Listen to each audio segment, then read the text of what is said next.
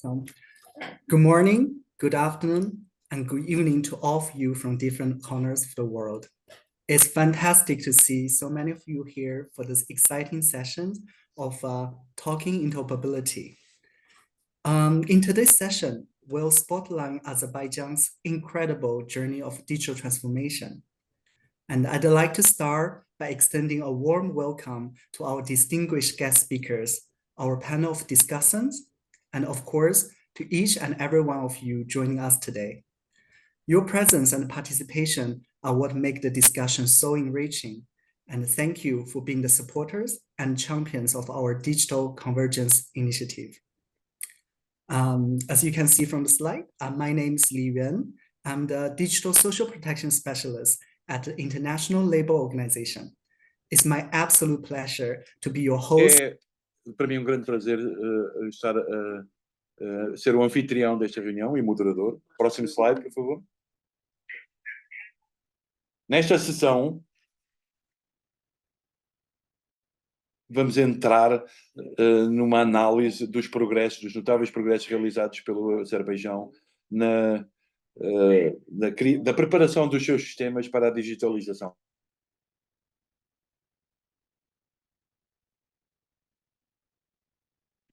Nós temos estado a ajudar as autoridades no Azerbaijão a encontrarem uma solução tecnológica que lhes permita melhorar a digitalização dos seus serviços. Depois da nossa apresentação, iremos ter a oportunidade de ouvir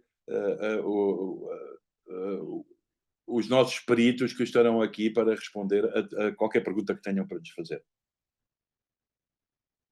Então, são uns pequenos pontos de organização antes de começarmos. Em primeiro lugar, a qualquer momento, quando quiserem, podem colocar qualquer questão que pretendam através do Q&A, das perguntas e respostas. Iremos tentar dar resposta às perguntas que forem sendo colocadas ao longo da sessão. Portanto, não hesitem em participar e em colocar as questões que queiram aos outros participantes.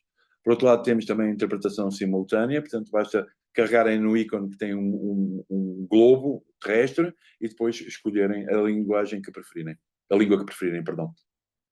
Último comentário, a última nota, esta sessão vai ser gravada e depois a gravação estará disponível no nosso site. Para aqueles que são novos nestas nossas conferências, eu gostaria de começar por vos apresentar o DCI. DCI é a abreviatura Digital Convergence Initiative, ou seja, Iniciativa para a Convergência Digital.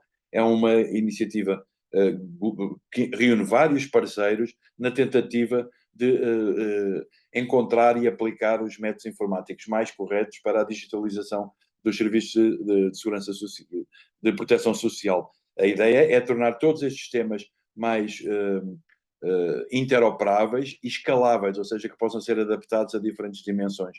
E tentamos sempre adaptar as nossas soluções ao nível de cada país e ao nível de cada um dos problemas com que nos confrontamos em cada país, com o objetivo final de combinar todos os sistemas e permitir que todos os sistemas falem uns com os outros e possam contactar entre si. Durante as sessões eu vou falar da interoperabilidade e iremos dar alguns exemplos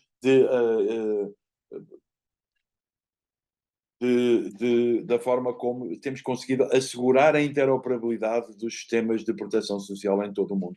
E também vou apresentar-vos a forma como trabalhamos, que é, no fundo, uma forma comunitária, em que discutimos entre nós todos os problemas com que nos confrontamos. Portanto, todos os relatórios das nossas sessões anteriores estão disponíveis no nosso site e vale a pena ir procurar, porque aí há muita informação. Dito isto, vou passar então aos nossos distintos oradores e que irão depois também participar na discussão hoje. Em primeiro lugar, temos a senhora Sabina Useinova, que é gestora de projeto com mais de 5 anos de experiência na cooperação internacional, gera projetos e especializa-se na eficácia da comunicação e do estabelecimento de boas relações entre parceiros. As suas competências incluem a facilitação de contactos interculturais e de favorecimento da interoperabilidade, do funcionamento de todos os sistemas, e trabalha connosco no quadro do Centro para a Inovação Digital. Depois temos o Sr. Orkan Salarov, que já tem mais de 10 anos de experiência na condução do desenvolvimento e implementação dos e-services, dos serviços eletrónicos, dos serviços da rede.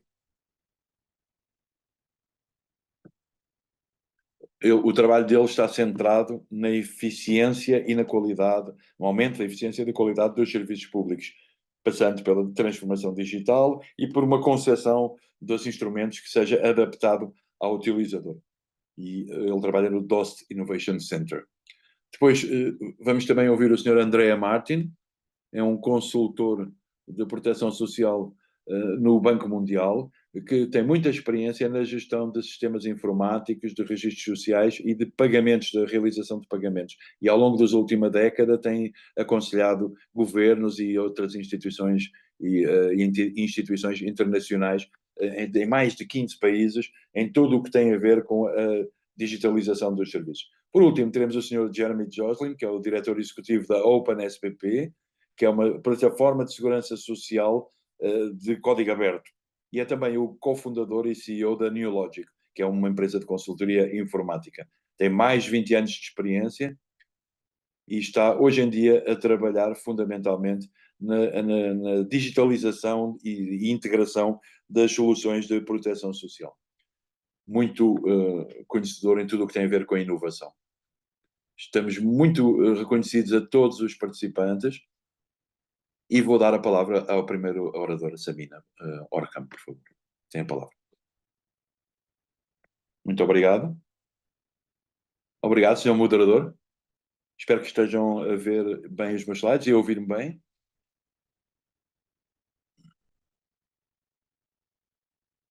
Agradeço a todos os participantes por estarem aqui presentes neste webinário. Esperamos que seja uma discussão bastante frutífera hoje. E vamos apresentar o caso do Azerbaijão. E para isso vamos olhar para o conteúdo da apresentação, para começar. O conteúdo da apresentação está dividido em 8 grandes tópicos. Em primeiro lugar, vamos falar do contexto e do calendário para a digitalização do sistema de segurança social do país. Depois iremos falar das atividades do Centro para a Inovação Digital, do DOST. Depois iremos também falar do sistema de registro, de prospectiva, um mecanismo proativo de registro. Depois também analisar os registros da Segurança Social com que temos trabalhado e falar também dos nossos planos para o futuro. Então, quanto ao contexto atual. Atualmente a população do Azerbaijão conta mais de 10 milhões de habitantes e o Ministério do Trabalho e dos Serviços Sociais cobra 9 milhões desses cidadãos. Essa repartição entre homens e mulheres é bastante equitativa e, como poderão ver no slide, temos aqui algumas estatísticas sobre o número de pagamentos de receptores, de beneficiários de pagamentos sociais. Há mais de 1 milhão de cidadãos do Azerbaijão que recebem apoios, subsídios. Depois temos também outro milhão de pessoas, mais ou menos, o que faz no total 2 milhões, em que são pessoas que, apesar de terem um salário, recebem determinados apoios para complementar esse salário e porque dele precisam.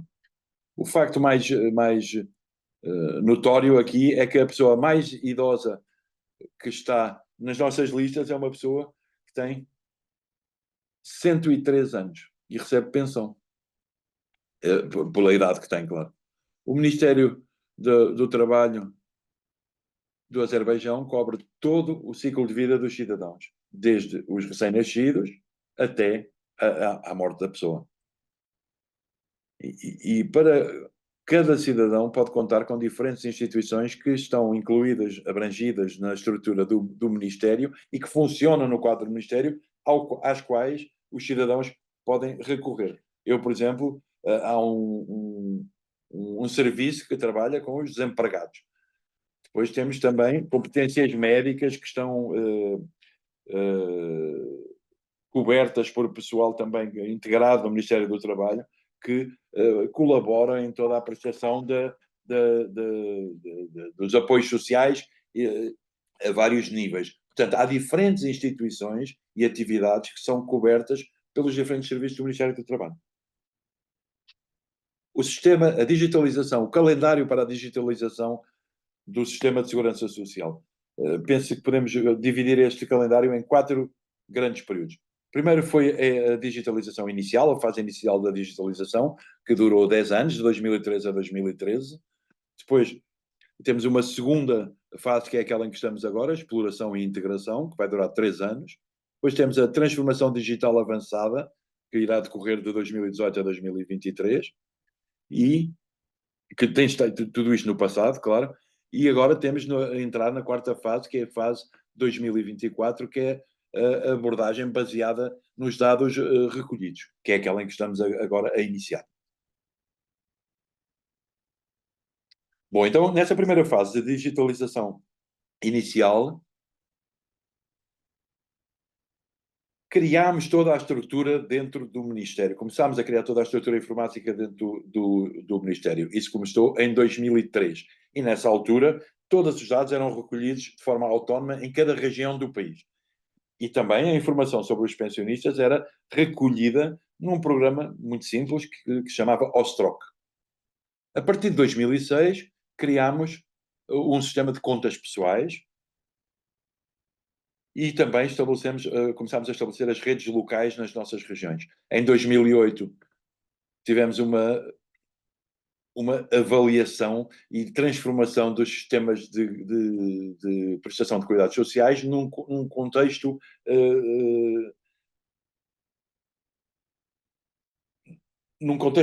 contabilístico, mais contabilístico, utilizando métodos contabilísticos por forma a podermos tratar cada um dos nossos das pessoas que recorriam a nós com base no seu número de identificação nacional. Ao mesmo tempo, lançámos também a criação de redes para reunir todos os diferentes sistemas num único sistema central e também para a criação de um portal onde as pessoas poderiam dirigir para todas as questões que tivessem a colocar em relação a estas questões da prestação social. Posso referir também um projeto de inovação tecnológica que recebeu um certificado da Associação das Instituições de Segurança Social, que foi, portanto, o nosso primeiro projeto digital e foi também a primeira vez que tivemos um sistema com uma dimensão aberta ao meio internacional, ou seja, ao qual era possível aceder de fora do país. Depois começámos com a integração inicial e em várias fases das diferentes instituições. Portanto, começámos a integrar as instituições da nossa base de dados a partir de 2014 e num processo faseado. Criámos o primeiro gabinete de atendimento aos cidadãos, também em 2014, e estabelecemos também o CIS, na mesma altura. Depois lançámos também um processo de transformação digital que começou em 2018, a partir da publicação de um decreto presidencial sobre a integração tecnológica de todo o setor do trabalho e do emprego e do desemprego. Ao mesmo tempo, criámos também um portal para a Segurança Social, que se trata de um registro, que chamamos o Registro Nacional da prestação de apoios sociais, e queremos discutir mais à frente, queremos apresentar em mais pormenor mais à frente, e ao mesmo tempo lançámos também diferentes módulos de todo o sistema. Depois, em 2020, que foi um ano de charneira para nós, começámos a integração a nível nacional de toda a informação, de toda a troca de informações, através de uma ferramenta única que permite reunir a nível nacional todos os dados recolhidos a nível regional. Em 2022 passámos a um projeto mais abrangente, com a integração dos gabinetes Smart OS, e eu tenho aqui algumas estatísticas que vos posso apresentar como resultado deste processo. Hoje em dia conseguimos cobrir a população de mais de 87% da população. Conseguimos digitalizar os serviços estatais de segurança social em mais de 90%. E conseguimos também atingir uma meta de integração dos sistemas e plataformas em mais de da integração nesses sistemas de mais de 80 instituições, tanto estatais como não estatais. Podemos falar um pouco mais sobre a situação no nosso país, em termos de documentos de identificação. Até 2019, nós tínhamos os bilhetes de identidade da antiga geração antiga. A partir de 2019, começámos a introduzir os cartões da nova geração. E depois, no seguimento de um decreto presidencial, também, a partir de 2024, vamos começar a utilizar os bilhetes de identidade digitais.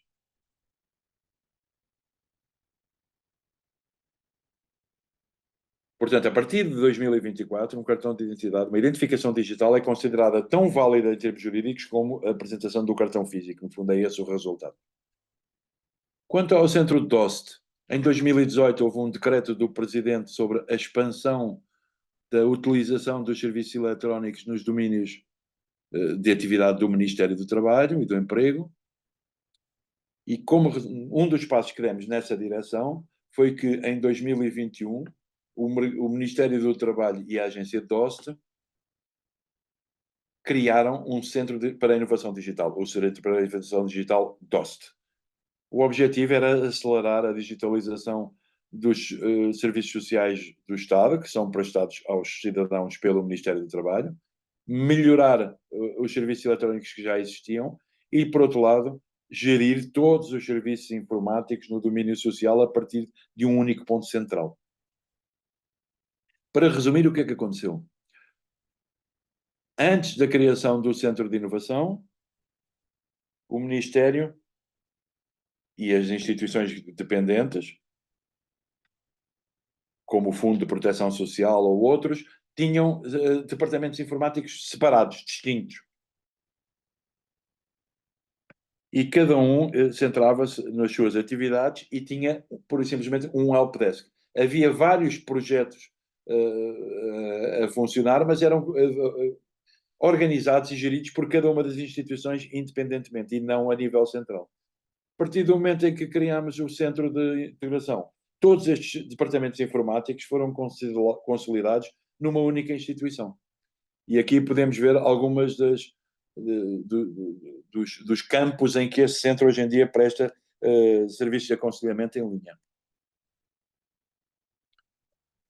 Tudo isto num quadro de simplificação e digitalização das atividades do Ministério através da aplicação de soluções informáticas adaptadas.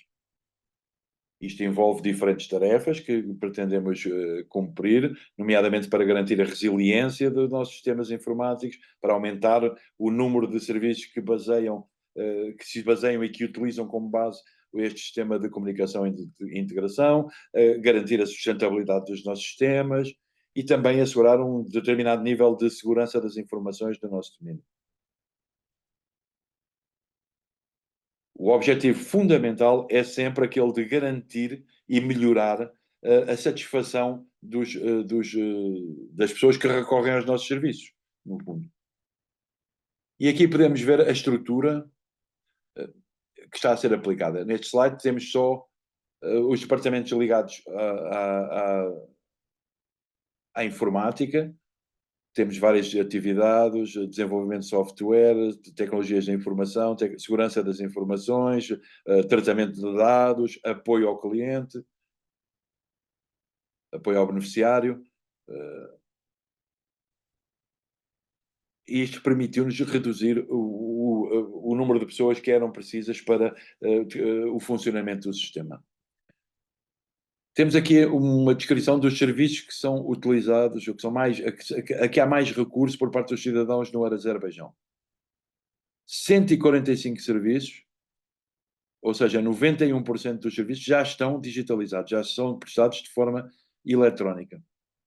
Desses 145, há muitos que são baseados no mecanismo do DOST. E nesta parte do slide podem ver os serviços que são mais utilizados e que são mais utilizados por via eletrónica entre 2021 e 2024. E tem as estatísticas para cada um destes serviços independentemente. O número geral de aplicações que já estão a funcionar em 2020, de pedidos que foram apresentados através deste sistema, já passou dos 500 milhões entre 2020 e 2024. E é este, portanto, o sistema fundamental do informático do Ministério do Trabalho, que estamos a utilizar e a continuar a desenvolver. Como podem ver, há aqui a participação do CEIS, que é, no fundo, o principal interface, é o CEIS. A pessoa entra no CEIS e tem na primeira página, logo, uma série de programas que estão disponíveis e que, se a pessoa clicar em cada um desses ícones, pode ter acesso, o utilizador pode entrar em todos os sistemas e tentar procurar e encontrar quem é a pessoa que está autorizada a integrar, a incluir, a introduzir informações nesses sistemas e a utilizá-las. Podemos ir ao nosso painel de administração para gerir a forma como os processos estão a ser controlados. Temos também um botão que nos permite aceder aos serviços informáticos.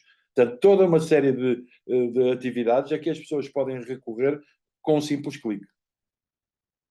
Durante a prestação dos serviços pelo Estado, nós vamos obtendo informação que recolhemos junto de instituições externas, entidades externas que estão envolvidas na prestação dos cuidados sociais, dos apoios sociais.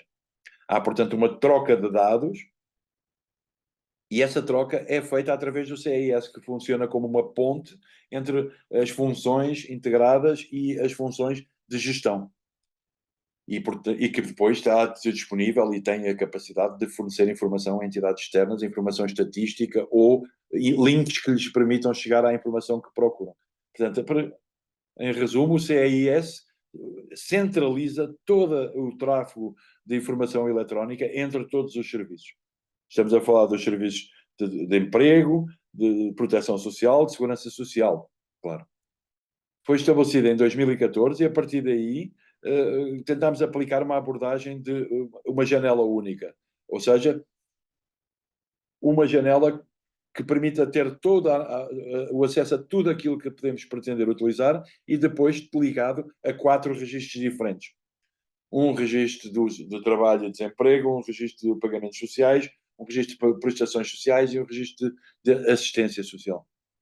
E depois, no CES, vamos monitorizando todos os dados que vão passando a nível centralizado e podemos ter uma ideia e obter informação sobre a forma como os sistemas estão a funcionar. Aqui temos o estabelecimento do CES e a expansão do CES em esquema. Em 2014, o Ministério introduziu os primeiros subsistemas. Visibilidade, call center centralizado, que era o outro subsistema. E à medida que fomos aumentando o número de subsistemas, chegámos à conclusão que devia haver um sistema central que pudesse funcionar como guarda-chuva, que pudesse abarcar todos os outros sistemas num só sítio. Foi essa a conclusão a que chegámos. E à medida que fomos continuando as nossas atividades nessa ótica, fomos expandindo os sistemas que eram integrados nessa capa, nessa cobertura alargada do sistema CES. Claro que cada um dos subsistemas tem muitos dados que conserva, que vai conservando para a sua atividade, e depois tem também uma função de recolha de informações, recolha de dados. E, portanto, cada subsistema funciona por si, fornece dados ao sistema centralizado e, a nível centralizado, tentamos obter a informação sobre o funcionamento corrente da totalidade do nosso sistema. Quanto ao mecanismo para os pagamentos da Segurança Social, esta foi uma das soluções inovadoras que implementámos no nosso país, que foi implementada no nosso país pelo Ministério do Trabalho. Quando decidimos introduzir um novo mecanismo no domínio dos pagamentos sociais, tivemos que preparar um sistema para isso. E havia vários problemas. Em primeiro lugar, não havia uma boa sensibilização para os direitos sociais. Algumas pessoas vivem fora da capital, muito longe da capital, às vezes, e algumas dessas pessoas não estavam conscientes de que tinham direitos a nível social, ou de quais eram os direitos sociais que tinham. E uma vez que não estavam conscientes disso, não apresentavam candidaturas a nenhuma instituição. Portanto, houve algum trabalho a fazer no sentido de sensibilizar os nossos cidadãos, sobretudo aqueles que teriam direito a pagamentos sociais. Até 2019 havia alguns requisitos de documentação, ou seja, por exemplo, para marcar uma reunião, para ser recebido pelo sistema de segurança social, era preciso dispor de determinados documentos, o que por vezes dificultava o recurso aos serviços de proteção social. E chegámos à conclusão que era preciso facilitar as coisas nesse aspecto. O mecanismo não foi implementado de uma vez, de repente, não. Fomos dando passos na implementação do mecanismo faseada. Em primeiro lugar, criámos o CEIS, que é o Sistema Centralizado, que está no meio de tudo. Depois organizámos a troca de informações, não só com os subsistemas internos, como também com os subsistemas externos. Depois falámos também e trabalhámos também para a digitalização dos serviços, para a transformação e a aplicação de métodos eletrónicos, para substituir os pedidos apresentados de forma manual e também as decisões apresentadas de forma manual. E isto foi feito de forma gradual. Portanto, inicialmente os processos eram todos apresentados em papel, implicavam toda a apresentação de toda uma série de documentos. Nós fomos tentando e fomos progressivamente substituindo as apresentações em papel por mecanismos digitais.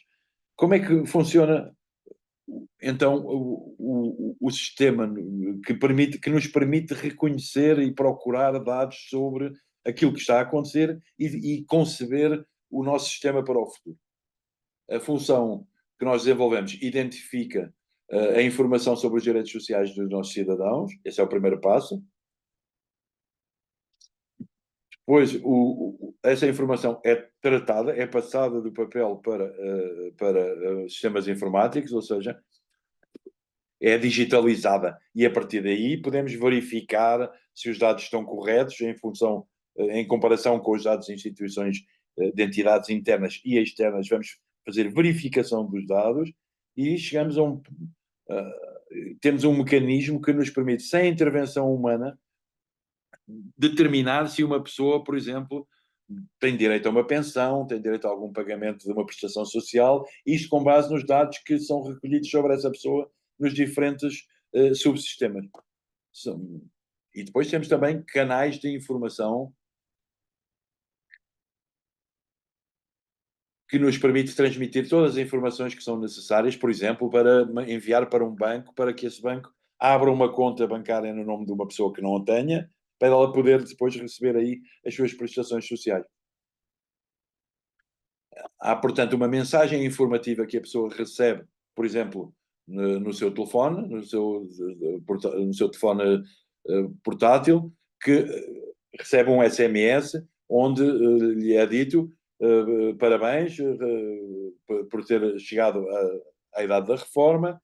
Depois enviamos também o montante da pensão a que irá ter direito e a forma como poderá atuar para passar a receber a sua pensão, incluindo os dados bancários. É, portanto, uma mensagem muito importante que é enviada aos cidadãos e que lhes permite beneficiarem dos direitos que têm, no fundo. Eu escolhi dois exemplos aqui para vos mostrar. O primeiro é a questão da reforma, da chegada à reforma. No primeiro dia em que a pessoa chega à idade da reforma, o mecanismo identifica esse facto, identifica que a pessoa chegou à idade da reforma, informação essa que é recolhida junto do Ministério dos Assuntos Internos, com base no número de identificação pessoal, no número do bilhete de identidade, no número do cartão de cidadão. Depois, na segunda fase, há um processo de verificação, ou seja, verifica-se, através de uma integração com os sistemas do Ministério da Justiça, nomeadamente, verifica-se se a pessoa, por exemplo, ainda está viva ou não. E depois passa-se à terceira fase, que é a fase do capital, da verificação do capital acumulado pela pessoa para efeitos de reforma. Ou seja, o mecanismo vai verificar se a pessoa adquiriu direitos à pensão. E se a pessoa já tiver adquirido direitos à pensão, passa-se para o processo de tomada de decisão para a confissão de uma pensão a essa pessoa.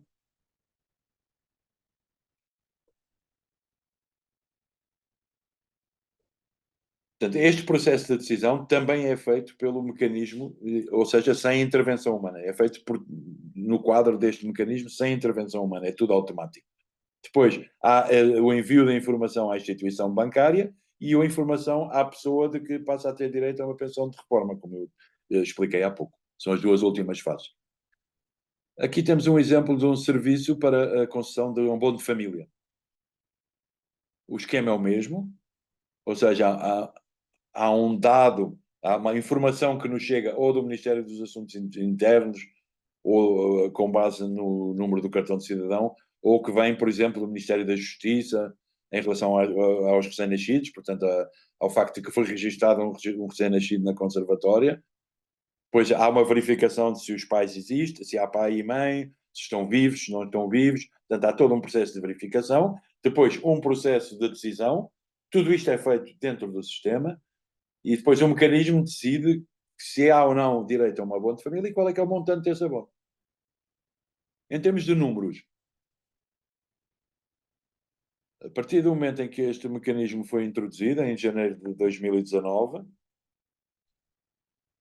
para a questão das pensões, para a questão da determinação do direito a uma pensão, o número médio de pedidos era de 889 e o número máximo que foi registado num dia foi de 25 mil pedidos apresentados. E aqui tem algumas estatísticas relacionadas com o ciclo anual de 2019 até ao final de 2023. E do lado direito do slide temos estatísticas relacionadas com o ano de 2024 até à data. O número total de 2024 ascende a mais de 170 mil. Agora, vamos falar deste mecanismo em termos de quais são as vantagens deste mecanismo e porquê é que essas vantagens ocorrem. Portanto, em primeiro lugar, aquilo que eu já referi, ou seja, a identificação, reconhecimento, validação dos direitos sociais dos cidadãos de forma automática. Isto está interligado a outras vantagens, como, por exemplo, a eliminação da exigência de apresentação de documentos em papel.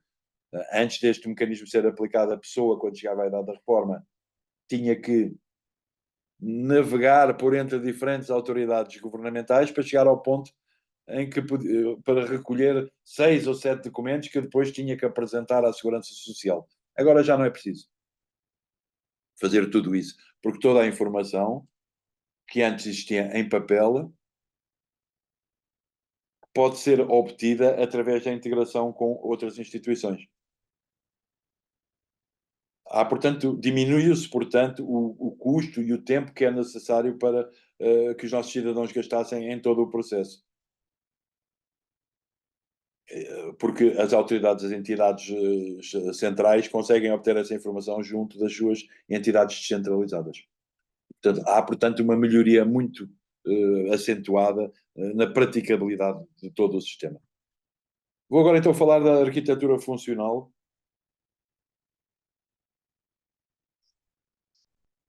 E que é semelhante à estrutura que está aqui apresentada. Vou apresentar-vos um a um e depois cada um dos passos e depois apresento-vos a imagem global.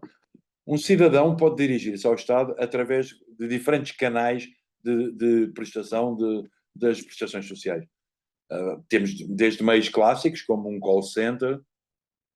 Hoje em dia o call center é centralizado, funciona para um único call center, ocupa-se de todas as instituições, mas também há pessoas que se dirigem a cada uma das instituições e que depois têm que ser encaminhadas para o sistema de registro.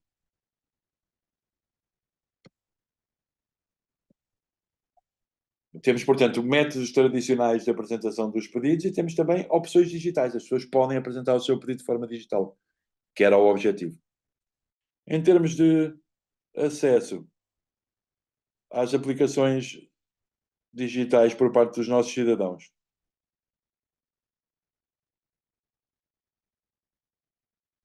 temos um ponto de entrada unificado, aquilo que chamamos o módulo digital, que permite à pessoa ligar-se ao sistema, e há vários métodos que podem ser utilizados, para depois para depois a pessoa poder beneficiar e utilizar todos os serviços. É um esquema semelhante àquele que está apresentado aqui, ou seja, o pedido pode ser descarregado num site, depois há um processo de preenchimento e apresentação. A partir desse momento, nós verificamos, a partir da identificação pessoal, do número de identificação pessoal, verificamos se os dados introduzidos estão corretos ou não.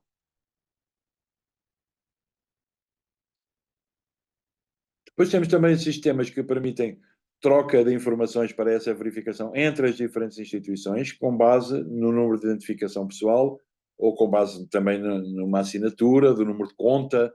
Portanto, há um sistema que permite obter, que é aquilo que chamamos o login digital, que permite um acesso centralizado a todos os serviços descentralizados. E o que é que começámos por fazer? Começámos por olhar para as formas como um cidadão pode dirigir-se à administração. Depois verificámos também qual é que era a situação em termos de organização do acesso à informação digital. E chegámos à criação do login digital. E então temos este sistema, um subsistema do CEIS, que vai obter informação sobre cada um dos cidadãos junto às diferentes fontes e que depois organiza essa informação por forma a poder integrá-la.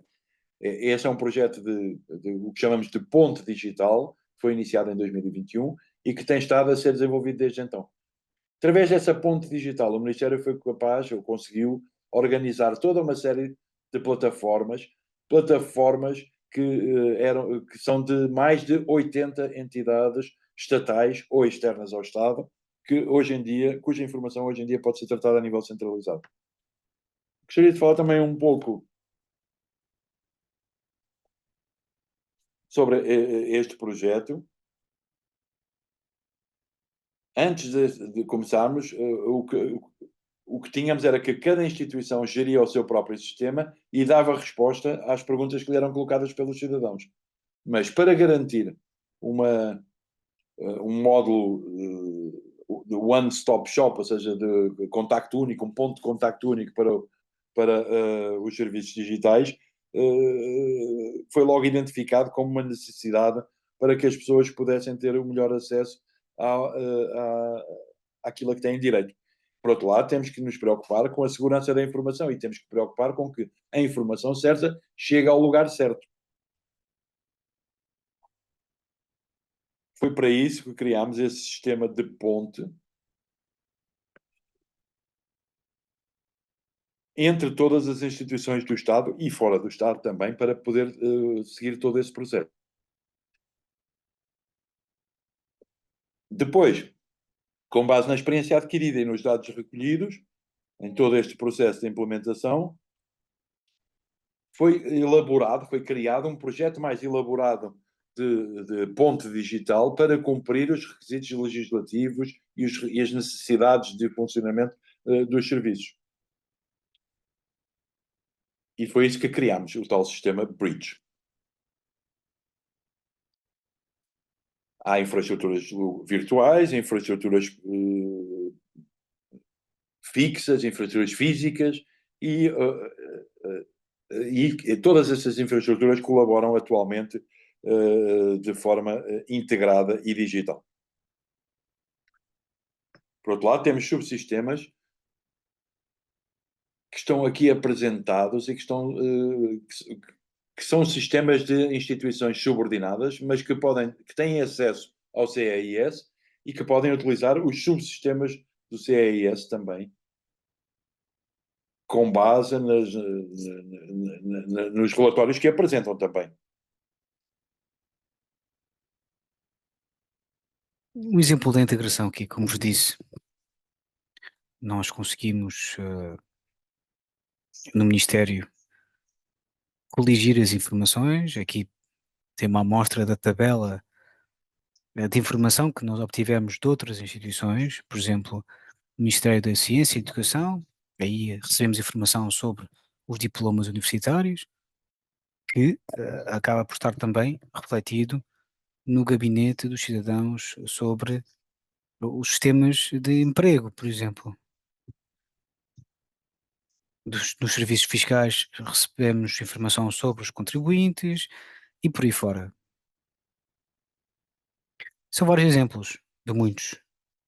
Nós também partilhamos informação com outras entidades. Aqui deixo-vos apenas alguns exemplos. Parcerias PPPs, público-privadas. Em 2021, quando criámos o sistema, tínhamos um componente realizado com finanças digitais, uma ferramenta de troca de informação que liga os sistemas às entidades não estatais, bancos, seguradoras, empresas que fornecem serviços de base como a eletricidade, água, etc. E aqui podem ver alguns dados desde 2021 até 2024.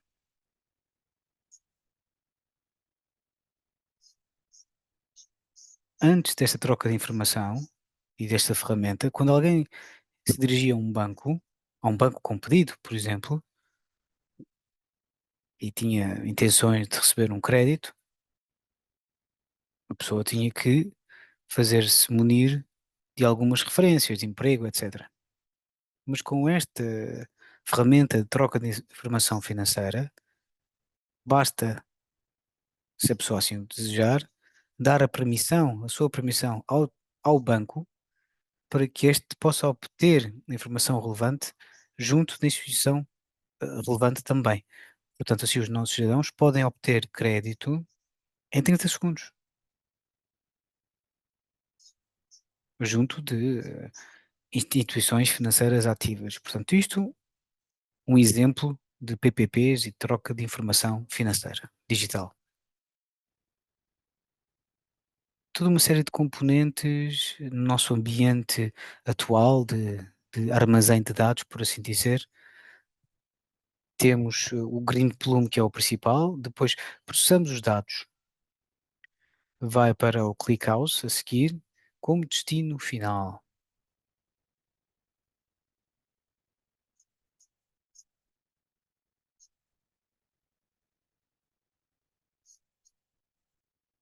Utilizamos o Apache Airflow para a orquestração de dados, usamos também o Open Metadata para a gestão dos dados meta e depois outras fontes OLTP também para os dados crus, não é? Matéria em matéria original, os raw data.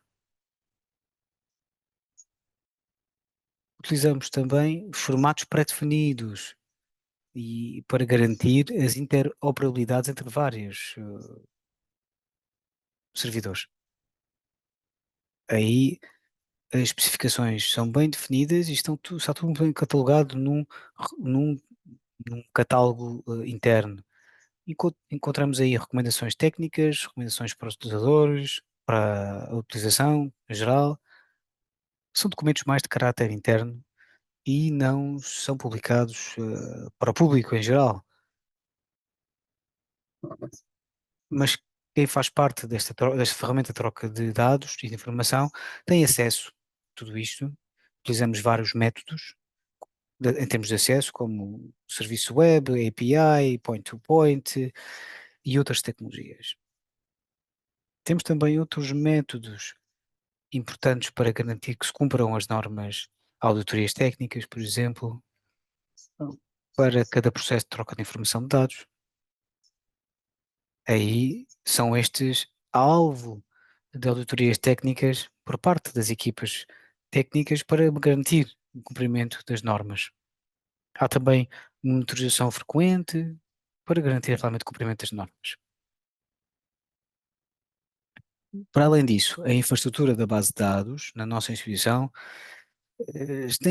tem um formato cluster neste momento. Como pode ver neste slide, vem aqui a arquitetura do nosso cluster.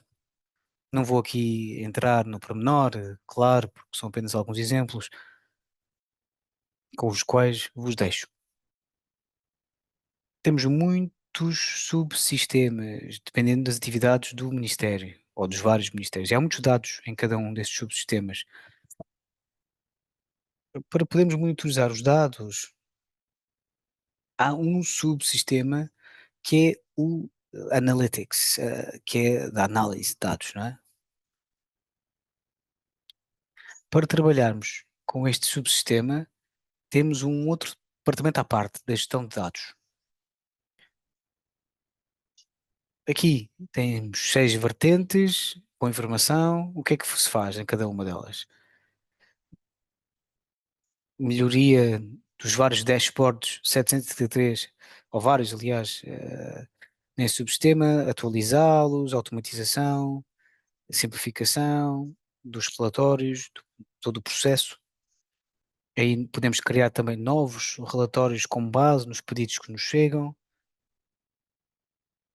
Também como organizar a integridade da base de dados para conseguirmos detectar riscos, riscos técnicos ou riscos relacionados com os dados, mas quer um, quer outro, são monitorizados e medidas são tomadas, se necessário. E qualquer informação que não esteja em conformidade com a estrutura, depois é corrigida.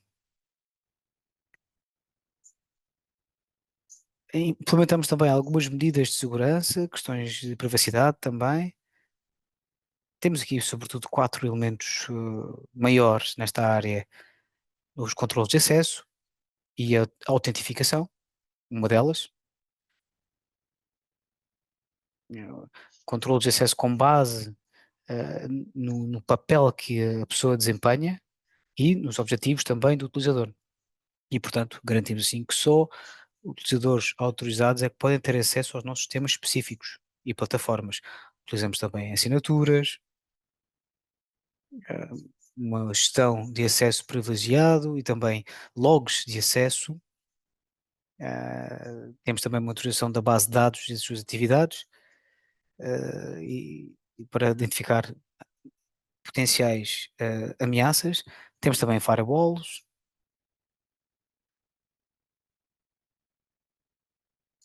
Temos backups frequentes também, em caso de perda de dados ou de algum tipo de infração.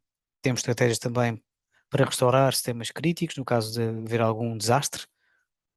Medidas de segurança da rede: utilizamos firewalls para bloquear acessos indevidos e evitar também que haja tráfego do tipo sanguessuga, não é?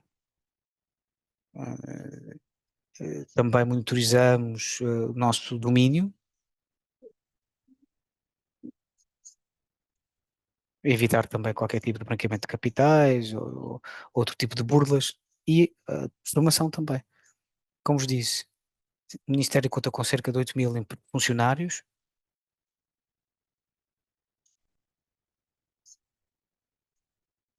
E nesta área da segurança, formamos e educamos os nossos funcionários nesta área, no que respeita à segurança informática, à promoção, de sensibilizarmos as pessoas, ao fim e ao cabo, para minimizarmos os riscos e assumirem comportamentos responsáveis. E dizer também que há um mês nós conseguimos obter o certificado ISO no que diz respeito a Sistema de Gestão de Segurança de Informações. Registro Social Unificado. No nosso país, em 2018, apresentámos este portal social, e-social.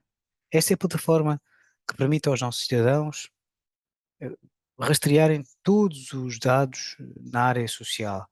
Podem verificar o seu pacote de pensão de reforma, não têm que clicar aqui noutros sítios ou fazerem quaisquer pedidos ao Ministério. Podem abrir o seu ficheiro pessoal no portal e ver qual o seu capital de pensão, ah, com as várias distribuições do seu rendimento.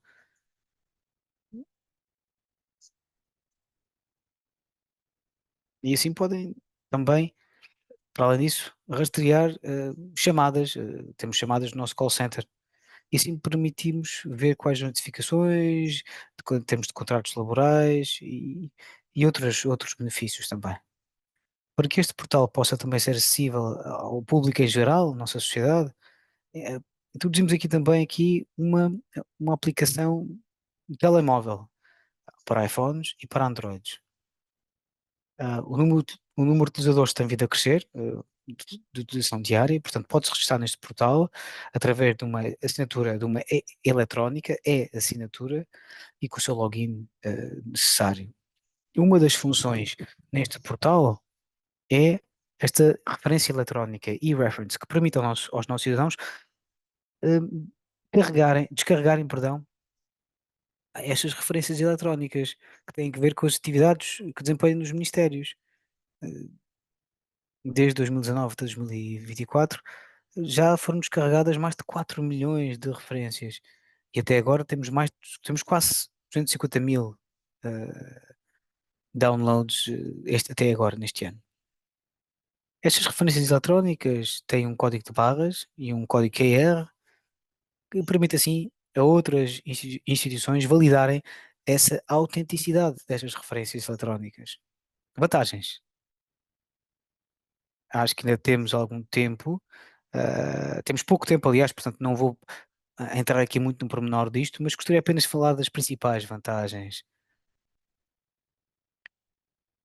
Aplicarmos este princípio de controle público dos cidadãos junto dos seus dados pessoais, que estejam em áreas de serviços sociais, não é? E assim, não há necessidade de avançarmos com pedidos junto do Ministério para obter esta informação. Algumas estatísticas no que diz respeito às faixas etárias de utilização do e-social, não é? Como podem ver, a maioria encontra-se na faixa etária entre os 30 e os 34, o número de utilizadores, não é? O número de utilização também aumentou drasticamente durante a pandemia, 2020, como podem ver. Noutros anos, vemos também que o número de utilizadores para as aplicações móveis também aumentou. Aqui podem ver as referências eletrónicas e algumas estatísticas. Foram criadas em 2018 e o que vemos é que o número de downloads tem vindo a diminuir. Porquê?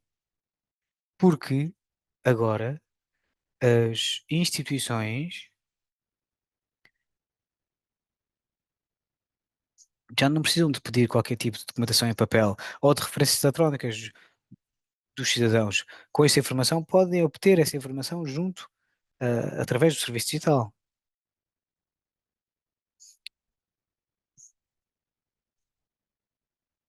Para termos uma utilização sem atritos para os serviços digitais, com esta abordagem, há ainda uma população mais velha que não tem literacia digital suficiente ainda. E sim, nesse sentido, desde 2015 foram criadas agências junto do Ministério do Trabalho,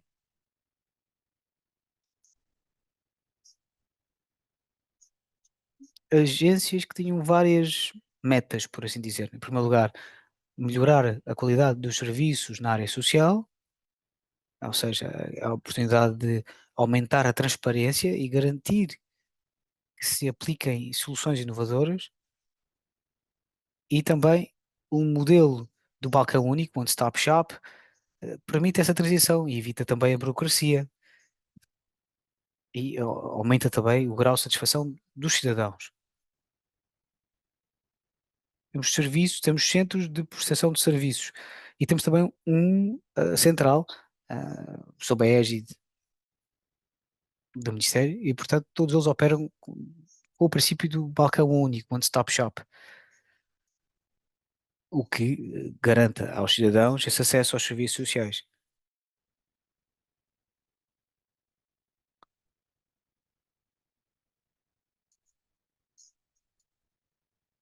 E o acrónimo até na nossa língua é o equivalente à palavra friend em inglês, por exemplo. Ou seja, queremos ajudar as pessoas mais velhas, pessoas com algum tipo de deficiência.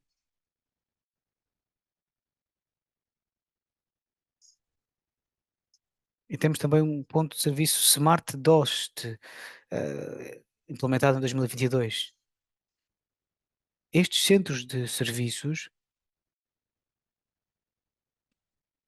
podem avançar com 159 serviços em 15 vertentes diferentes.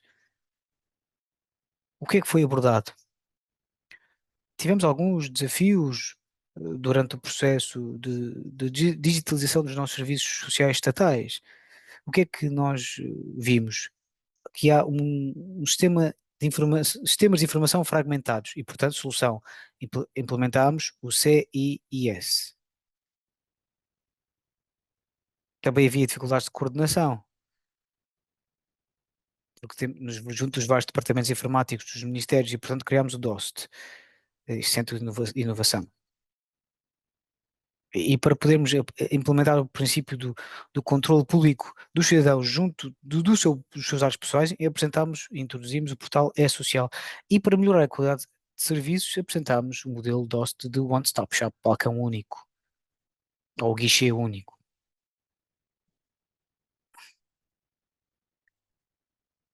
É muito importante para isto tudo termos uma infraestrutura digital eficaz e robusta, colaboração entre as várias entidades governamentais e infraestrutura tecnológica compatível e atualizada. Qual o impacto? Vários elementos aqui, onde podemos realmente constatar o impacto. Primeiro, temos a função e-referências. De acordo com o nosso decreto-lei, todos os contratos laborais do nosso país já são assinados, celebrados digitalmente. Portanto, os contratos laborais no nosso país agora já são digitais, o que nos permite minimizar a utilização de papel.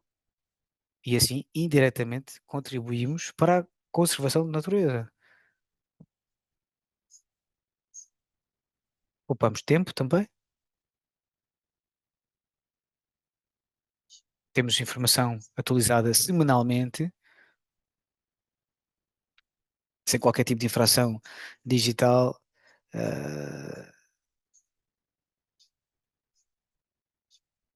Portanto, antigamente era 15 a 30 dias, agora é 2 a 5 minutos com essa integração de dados. E há outros resultados também que poderão ver aqui. Roteiro para o futuro.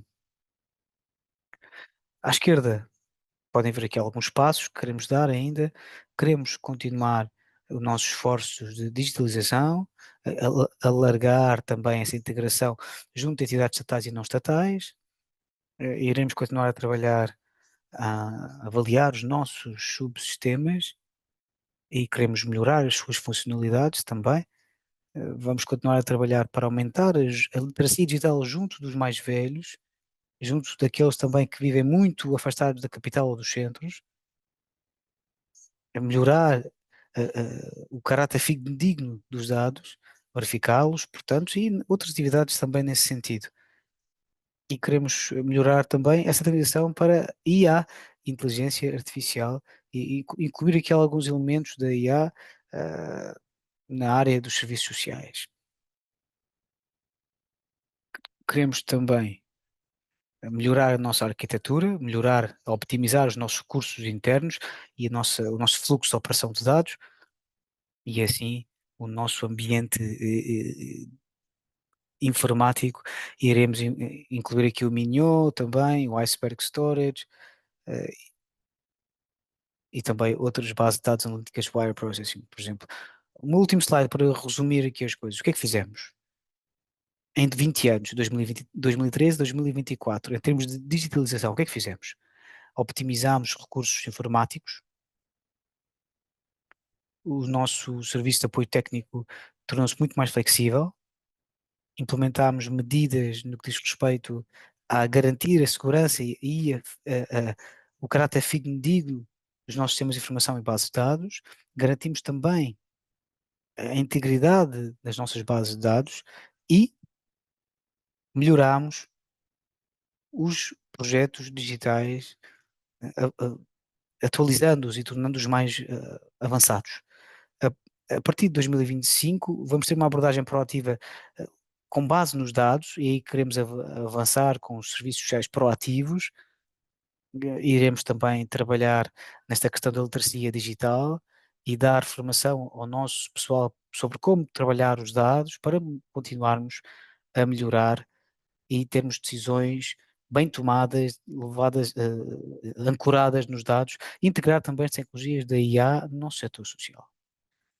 É tudo da minha parte. Muito obrigada. Fico por aqui. Muito obrigado, Sabina, por esta apresentação fantástica, muito exaustiva. Eu, eu creio que todos os participantes concordaram comigo, dizendo que isto é muito impressionante ver como é que o Azerbaijão realmente conseguiu utilizar os serviços digitais e a questão digital, o trabalho desenvolvido pelo DOST foi realmente algo pioneiro. A questão da centralização da gestão informática, por exemplo, dos serviços públicos no vosso país. Pessoalmente, eu tomei aqui muitas notas. O CEIS realmente foi a mostra de como que essa integração pode melhorar essa eficiência digital, reduzir a fragmentação, para que possam servir melhor o público, os cidadãos, ao fim e ao cabo. E também o Registro Social Unificado, também uma ferramenta fantástica que permite aos cidadãos terem um único ponto simples e de grande navegabilidade. Eh, Fico à espera, com todo o entusiasmo, de ver como é que o Azerbaijão vai avançar nesta sua jornada nos próximos anos. Eu sei que também muitos dos participantes aqui estão também de olhos postos no Azerbaijão. Antes de avançarmos para as perguntas e respostas, ouçamos dos nossos outros palestrantes o que têm a dizer. Eles certamente terão perguntas a colocar. Jeremy e André, por favor. Muito obrigado a todos. Muito obrigado por essa apresentação. Tal como o Leon disse, foi muito exaustiva, muito interessante, muito a aprender da vossa jornada. Eu interessou-me sobretudo a parte proativa daquilo que nos apresentou. Eu tinha algumas perguntas. Quando, como é que decidem se os inquéritos ou as sondagens devem ser proativas ou não? Ah, Exemplos de quando é que decidiram ser proativos ou decidiram o contrário, que a proatividade até não era uma boa solução. Sim, gostaria de saber um pouco mais sobre isso. Muito obrigado. Muito obrigado por essa pergunta, Jeremy, e obrigado também eh, pelas palavras de Yoshua. Colega Salov, quer responder esta pergunta? Sim, posso tentar responder. Como viu na nossa apresentação, que nós tentamos digitalizar os nossos serviços aos cidadãos. Esta parte proativa é o melhor aspecto disso, porque assim é mais fácil para os cidadãos. Tal como Sabina já disse,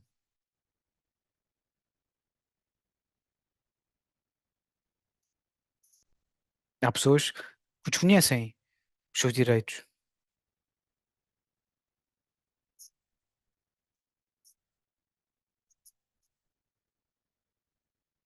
E por isso mesmo é que tentamos digitalizar os nossos serviços e criamos assim um mecanismo proativo. Ou seja, o cidadão não tem ele de interpelar o seu estabelecimento. O sistema trabalha automaticamente.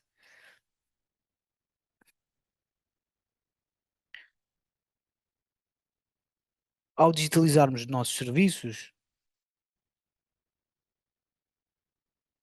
e incluirmos isto com este mecanismo proativo, qual é o nosso objetivo?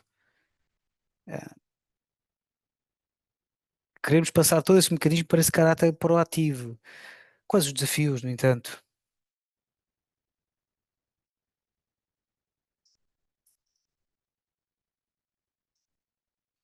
Em algumas instituições não temos informação suficiente sobre os cidadãos, portanto, isso é um grande desafio nesta vertente proativa, e por isso é que tentamos verificar que toda a informação que nos chega de outras instituições, dos seus servidores, tentamos eh, utilizar esse mecanismo proativo. Não sei se respondi à sua pergunta. Se eu talvez possa só acrescentar alguma coisa, se me permitem.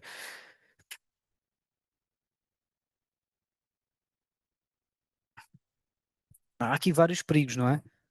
E dados, não é? Se tivermos dados suficientes que possam ser utilizados para o processo de verificação e dados que nos chegam da integração de outras autoridades, então sim, aí podemos tomar essa decisão de que este serviço pode passar, fazer a transição do digital para o proativo.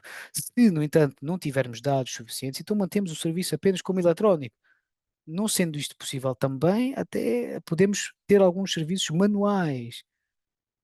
E aí estarão presentes ainda nos nossos centros DOST.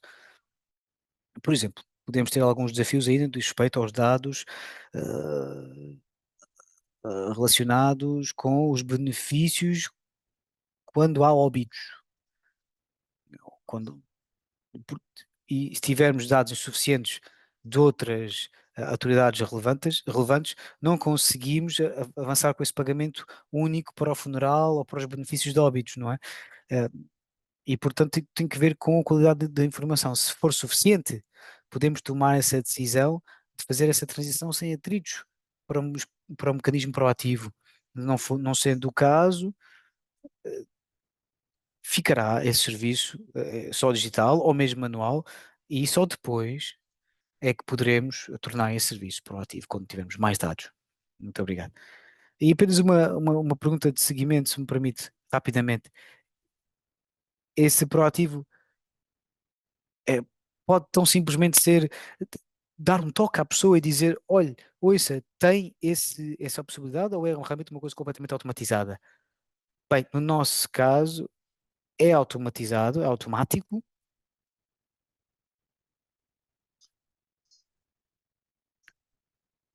Nós tentamos minimizar qualquer esforço que o nosso cidadão tenha que despender, em termos de tempo e em termos de custos. No entanto, tivemos alguns desafios de tudo isto, não é?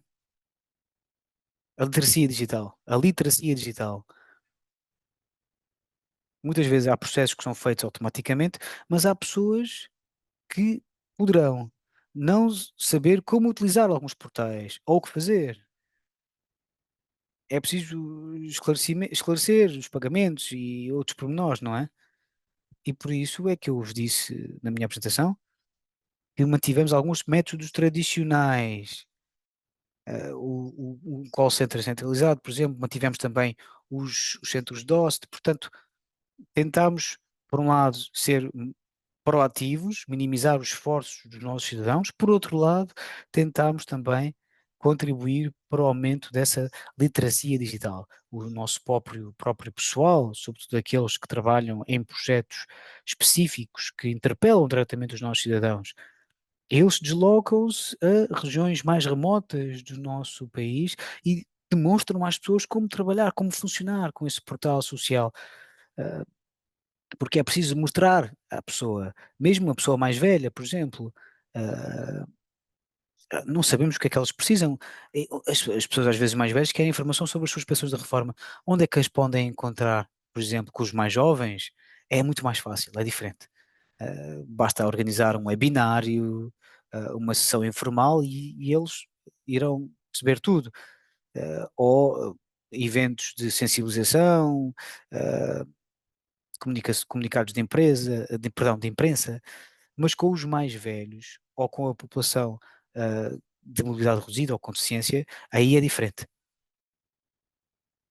Ah, por exemplo, se não tiverem acesso ao portal dos serviços sociais, o que é que podem fazer? Podem ir deslocar-se aos centros DOST, fisicamente. Mantivemos-los lá. E deslocam-se e explicam. E aí lá vão ser esclarecidos. E se estiverem todos, espero eu, um dia no Azerbaijão estivermos todos juntos, eu depois posso mostrar-vos pessoalmente o que acontece, que há os balcões, os guichês, aquilo que o funcionário explica, portanto há um desktop, ao fim e ao cabo, uma interface que o nosso funcionário vê e o outro que o cidadão vê também. E o próprio cidadão está a aprender, porque o processo de digitalização leva o seu tempo, não é do dia para a noite, e estamos a trabalhar no aumento dessa literacia, mas estamos também no bom caminho e trabalhar para isso. Muito obrigado. Sim, sim, muito obrigado. Não sei se a André quer colocar alguma questão. Sim, sim, em primeiro lugar, é para mim um grande prazer estar aqui e agradeço a excelente apresentação. Penso que ficámos todos fascinados pela qualidade do trabalho que estão a conseguir fazer. Por outro lado, ter um calendário também é extremamente interessante porque nos dá uma perspectiva do trabalho que diferentes organizações e pessoas têm estado a desenvolver já há bastante tempo. Porque muitas vezes quando trabalhamos com outros países, vemos que muitas vezes há a expectativa de que as coisas mudem do dia para a noite. E é importante que estarmos conscientes e que todos estejam conscientes e percebam que demora tempo e que é preciso um trabalho em grupo para conseguir mudar as coisas. Não quero estar a desencorajar ninguém, mas é um processo, não é uma coisa que aconteça do dia para a noite. Portanto, a minha primeira pergunta é, de certa forma já respondeu, mas poderia explicar um pouco mais sobre o tipo de empurrões que foi preciso dar, esforço coletivo que foi preciso aplicar para garantir que toda a gente entrasse no barco e começasse a remar na mesma direção que os outros. É que nós sabemos que, numa perspectiva do Estado, o interesse é ajudar o cidadão e aumentar a eficiência a todos os níveis, mas muitas vezes, a nível individual ou a nível de certos departamentos, surgem algumas resistências, chamamos assim. Não sei se me pode dar alguma imagem do que aconteceu no seu caso. Sim, André, obrigado pela sua questão. Sim, cada país tem o seu caminho, a sua maneira de fazer as coisas em termos de digitalização. Em certos casos, as coisas vão mais depressa, no nosso caso demorou um bocadinho mais. Quanto à sua questão, é uma boa questão, porque como já referi na minha apresentação, uma das coisas essenciais é dispor de uma infraestrutura adaptada e atualizada para a ligação entre as diferentes entidades. E no nosso caso, por vezes, para certas instituições mais antigas, estavam no mesmo nível de digitalização, já tinham algum nível de digitalização. E isso facilitava muitas coisas. Mas em relação ao domínio dos serviços sociais, todos os processos que têm a ver com a digitalização foram lançados a partir do nível do Estado. Ou seja, com base num decreto da Presidente que determinou o alargamento da utilização dos serviços eletrónicos. E este decreto não se aplica só ao domínio da proteção social. Há toda uma série de documentos legislativos que utilizam os mesmos métodos e os mesmos sistemas para chegar a outros objetivos.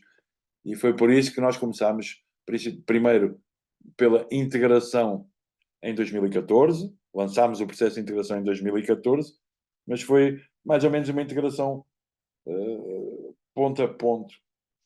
Primeiro foi criada uma ferramenta de intercâmbio de informações, inicialmente pelo Ministério dos Transportes, em 2021. Ou seja, demorou vários anos até chegar lá.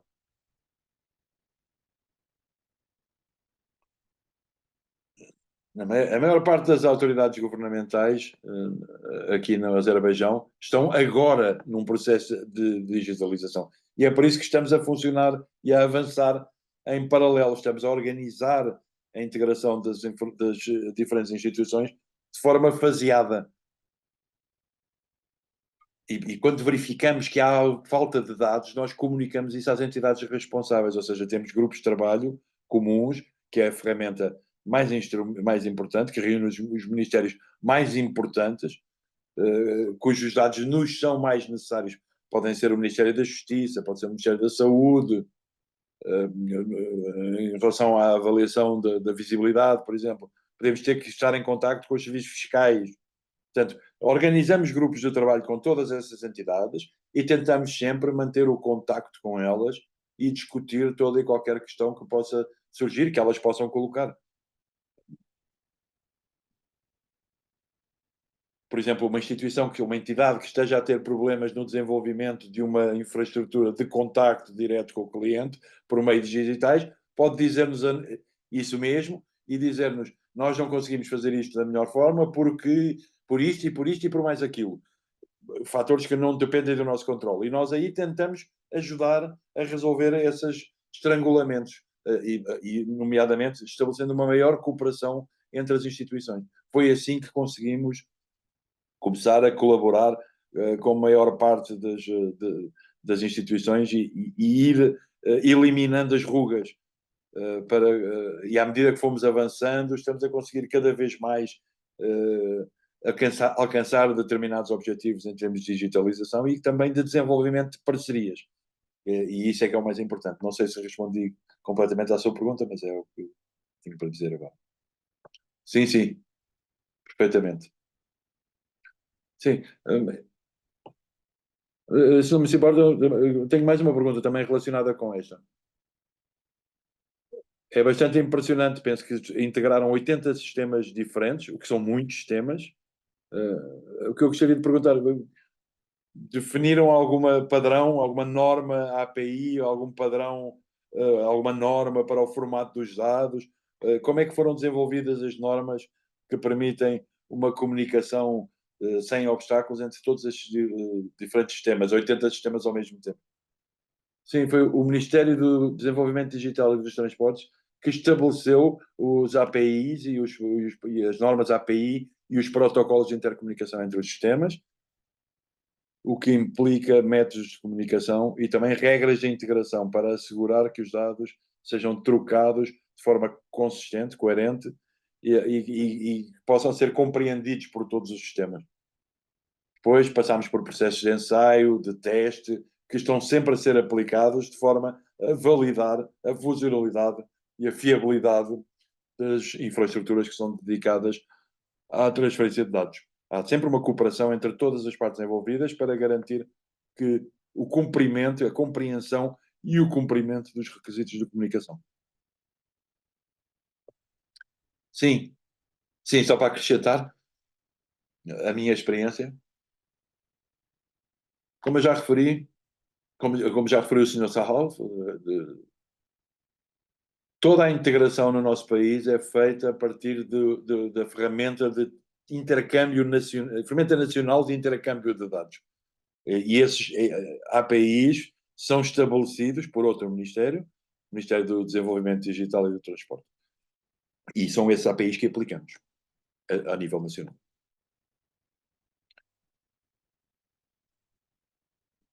Assim, talvez uma coisa que chamou a nossa atenção e que me parece, e que penso que é uma questão bastante moderna, vamos dizer assim. Vejo que estão a prever uma transição para a inteligência artificial. Nessa transição, de que forma, o que é que acham que vai acontecer e que medidas é que estão a criar para assegurar a transparência dos processos e para evitar eventuais riscos ligados à utilização da tecnologia da inteligência artificial neste contexto? O que é que estão a prever nesse aspecto? Não sei se o Sr. Salakov quer responder a esta pergunta. Não, tem a palavra, por favor. É uma boa pergunta, muito boa pergunta. Bom, sinceramente, ainda estamos na fase inicial deste processo.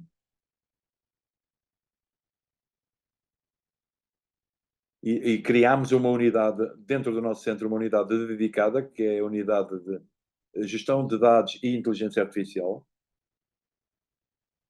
Mas ainda estamos a recrutar as pessoas os peritos que irão trabalhar nesse departamento.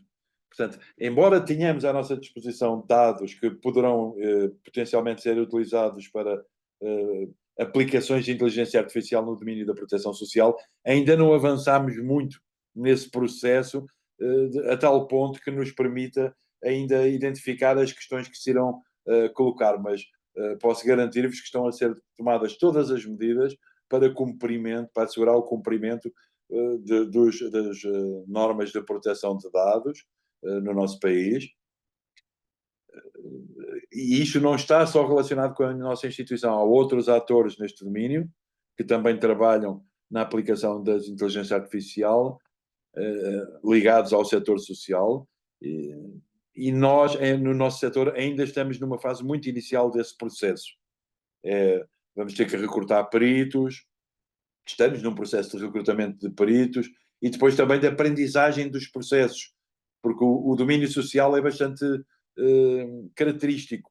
Temos que saber como é que os processos funcionam noutros domínios e depois tentar adaptá-los ao nosso setor, ao setor das prestações sociais, que têm determinadas características específicas, e cada país também tem as suas características específicas.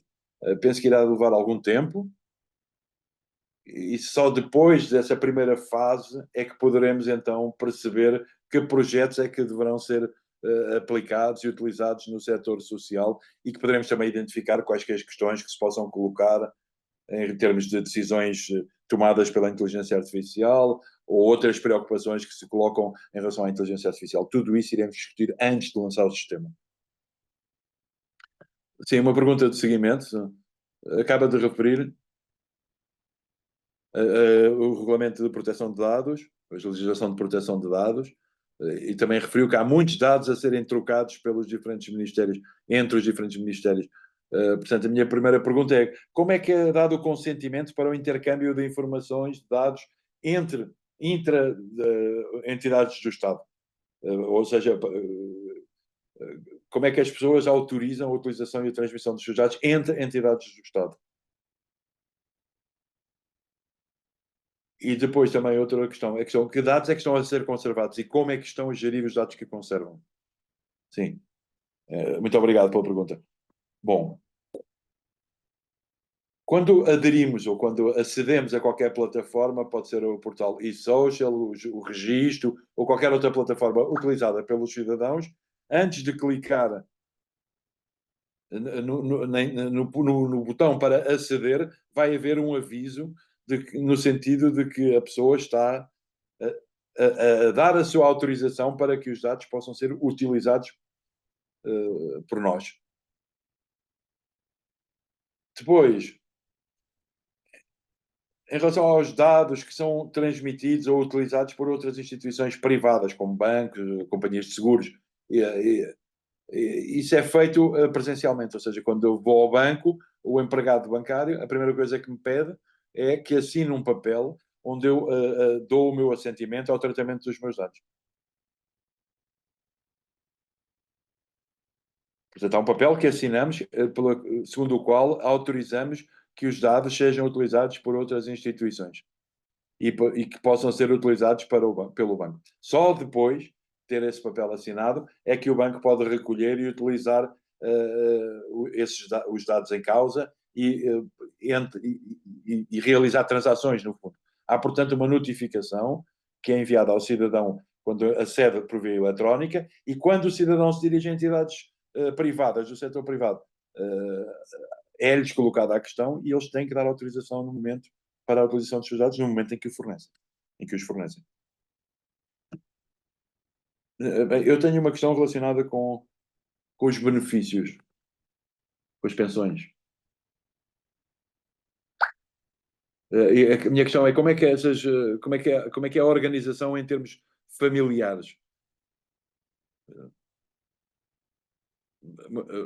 Pelo que eu percebo, o vosso sistema está concentrado nos benefícios de cada cidadão. Há alguns países onde se toma em conta a situação familiar, ou seja, há uma determinação do limite das prestações que podem ser recebidas por vários membros de uma mesma família. Este é um exemplo. Tem algum sistema semelhante a esse? Ou tratam todas as pensões como pensões individuais e independentes? Bom, no nosso país nós temos alguns pagamentos que são calculados, por exemplo, com base no rendimento ou no património da pessoa. Por exemplo, o montante da pensão. Se uma pessoa já tiver um capital de pensão suficiente, há também um requisito de experiência, se não me engano, tem que ter 25 anos de descontos, e nesse caso a pessoa receberá a pensão. Se esse requisito não estiver cumprido, a pessoa receberá as prestações sociais, e as prestações sociais têm um valor fixo. E o mesmo se pode dizer em relação à assistência. A assistência social prestada pelo Estado ou financiada pelo Estado. Em muitos casos, há prestações que têm um número fixo, um montante fixo, mas depois há outros casos em que o valor pode variar em função do rendimento da pessoa, da experiência, dos descontos que efetuou, da experiência adquirida e também de outros fatores. Não sei se lembra na minha apresentação,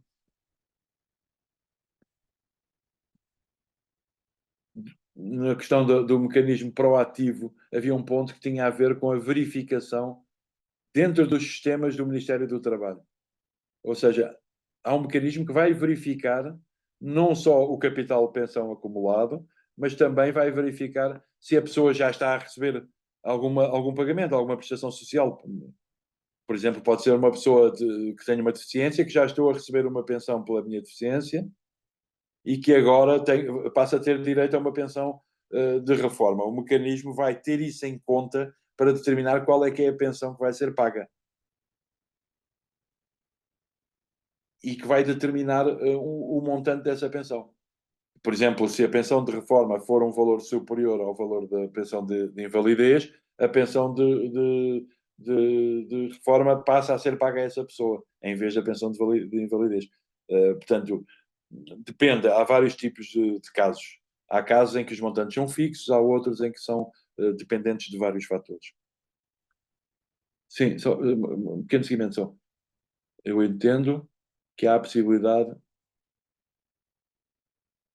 ou melhor, que o sistema tenta maximizar a pensão a que a pessoa tem direito.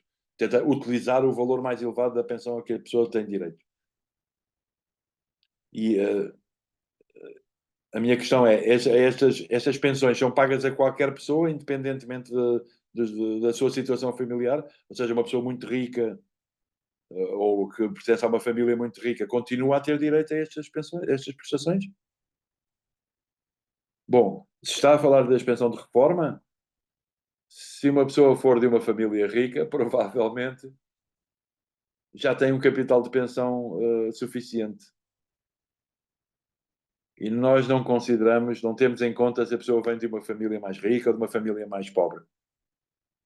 Se uma pessoa vem de uma família mais pobre, há determinados cálculos que são feitos que têm a ver com o custo de vida, com o salário mínimo, etc. E com base nisso, ou com base na sua condição pessoal, a pessoa pode solicitar uma assistência social complementar. Mas quando falamos das pensões de reforma e das pensões por invalidez, não há nenhuma consideração do estatuto da família, se é uma família pobre, se é com maiores rendimentos, com menores rendimentos, não. O processo é fixo e reflete-se a nossa legislação, que não tem em conta a situação familiar. A situação familiar é uma questão que se coloca e que tem que ser verificado durante a preparação do pedido, durante a verificação do pedido por parte dos serviços do Estado. E aí sim nós verificamos qual é que é a situação de cada um dos membros da família, qual é o seu património e outros pormenores. Mas em termos quando falamos de famílias mais ricas, não se coloca esse problema. Sim, muito obrigado por esse esclarecimento. E claro, não estava, a minha pergunta não era sobre as pensões de reforma e as pensões de invalidez, era mais sobre as outras prestações sociais que eu estava a colocar a pergunta, mas a sua resposta foi perfeitamente esclarecedora. Não sei se há mais alguma pergunta ou se voltamos a passar a palavra aos organizadores. Não? Por mim, penso que já me deram resposta às minhas perguntas. Muito obrigado. E podes pegar, Leon. Sim, muito obrigado aos dois pela, pela esta discussão muito viva que tivemos agora e pelas respostas que foram dadas às questões que foram colocadas pelos nossos participantes nesta sessão. Vamos agora passar em maior pormenor algumas das questões que foram colocadas pelos participantes. Eu gostaria de referir qualquer participante, se tiver alguma questão a ver com a apresentação ou alguma reflexão que queiram partilhar connosco, por favor, aproveitem a oportunidade de termos aqui presentes os nossos peritos para poderem dar a resposta às vossas questões. Por outro lado, queria também agradecer à equipa que está por trás dos bastidores, que também contribuiu bastante para as respostas que têm estado a ser dadas no Q&A, nomeadamente batendo as respostas à máquina para que as pessoas possam receber resposta. Então, primeira questão tem a ver com a identificação digital, que já foi referido, é um assunto que já foi referido, mas provavelmente podemos avançar um pouco mais na explicação. Um dos participantes estava a colocar uma questão sobre os novos desafios que se colocam com a digitalização dos serviços no Azerbaijão. E a pergunta que colocou foi, com esta digitalização, houve uma redução do número de fraudes? Eu não sei se já houve uma resposta a isso. Talvez os nossos colegas do DOST nos possam partilhar mais pormenores sobre isso, sobre o nível de fraude e a sua evolução em função da digitalização. Quer que eu te explique? Sim, bem, como já referi há pouco, esse processo de digitalização iniciou-se a partir do momento em que o nosso governo nos deu a autorização para utilizarmos o número de identificação dos cidadãos como base para todo o nosso sistema. E nós tentámos limitar as despesas para os cidadãos, porque tirar um cartão de cidadão digital é preciso pagar, e depois o cidadão recebe, juntamente com o cartão, 4 aplicações onde pode encontrar toda a informação relacionada com os organismos governamentais e pode aceder à informação que lá está conservada sobre si. E pode também recolher essa informação num formato que lhe permite depois transmitir a outras instituições. Entretanto, como foi dito, estamos a avançar para um cartão de cidadão eletrónico em todo o país. O processo está a ser muito rápido e hoje em dia já todos os nossos cidadãos tentam perceber como é que podem utilizar o número de identificação eletrónico para verificar como é que podem fazer as coisas por via digital. E nós estamos sempre a tentar ajudá-los nesse processo, a dar-lhes apoio no quando encontram alguma dificuldade. E é basicamente assim. Sim, mas só acrescentar mais uma coisinha só. As assinaturas eletrónicas e a sua integração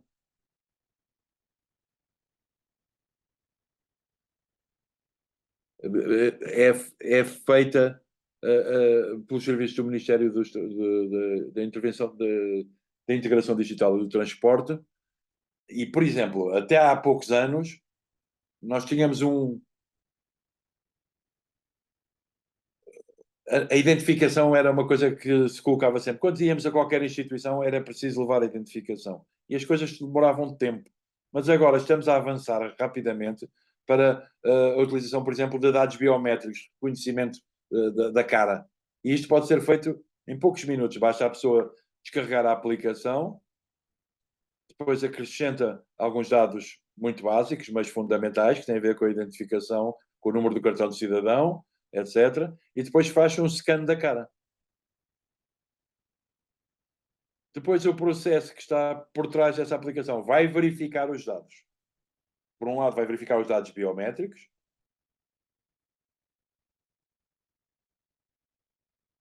porque, como poderão reparar, o cartão de cidadão inclui também uma fotografia e, portanto, o sistema vai verificar a fotografia que está a ser digitalizada com a fotografia que já está na base de dados dos cartões de cidadão e que está ligada ao mesmo número de cartão de cidadão, número de identificação. E, portanto, há uma verificação que o sistema faz logo.